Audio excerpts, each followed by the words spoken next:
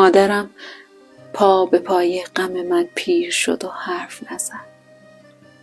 داغ دید از من و تبخیر شد و حرف نزد. غصه می‌خورد که من حال خرابی دارم.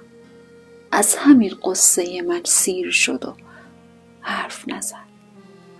شب به شب منتظرم بود و دلش پر آشوب. شب به شب آمدنم دیر شد و حرف نزد. وای از آن لحظه که حرفم دل او را سوزان. خیس شد چشمش و دلگیر شد و حرف نزد. اشکی از گوشه چشمان پر از اندوهش مثل یک رود سرازیر شد و حرف نزد.